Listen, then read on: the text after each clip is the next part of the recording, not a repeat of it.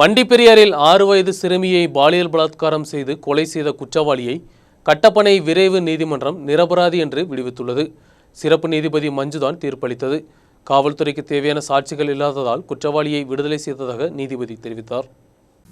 வண்டிப்பெரியார் சாரக்குளம் எஸ்டேட்டில் 6 வயது சிறுமியை பாலியல் பலாத்காரம் செய்து கொலை செய்த வழக்கில் அருகில் வசிக்கக்கூடிய நபரான அர்ஜுனனை கட்டப்பனை விரைவு நீதிமன்றம் நிரபராதி என்று தீர்ப்பு வழங்கியுள்ளது. குற்றவாளிக்கு தண்டனை வழங்கக்கூடிய மருத்துவ அடையாளங்கள் உட்பட உள்ளவைகள் காவல்துறைக்கு கொடுக்க இயலவில்லை. குற்றவாளியான இந்த நபர் 3 வயது முதல் நிரந்தரமாக இந்த சிறுமியை பாலியல் பலாத்காரம் செய்து வந்துள்ளார். தொடர்ந்துதான் கொலை செய்துள்ளது.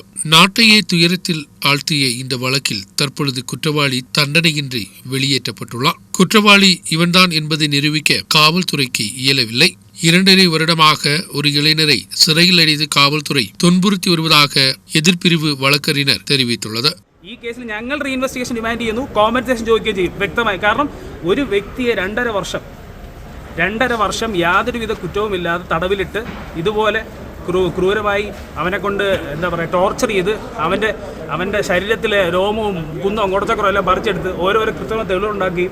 എന്നിട്ട് ഇപ്പോൾ ബാക്കി SHO ചോദിക്കുക അയാൾ എന്താ തെളിവെന്ന് പറയട്ടെ. അതുപോലെ ക്ലീൻ ആയിട്ടുള്ളൊരു കേസാണിത്. അതുകൊണ്ട് തന്നെയാണ് കോടതി അത്തരത്തിൽ നീതി നടപ്പിലാക്കിയത്.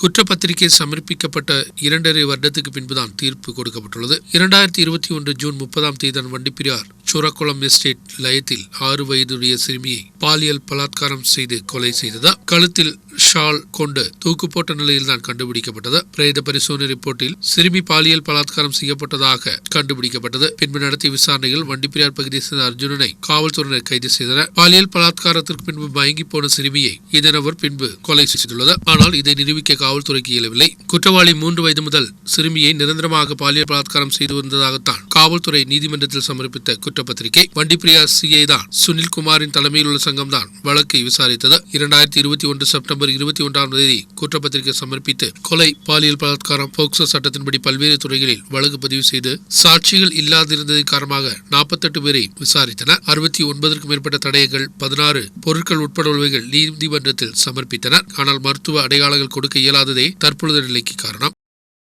நியூஸ் பீரோ ஏலப்பாறை.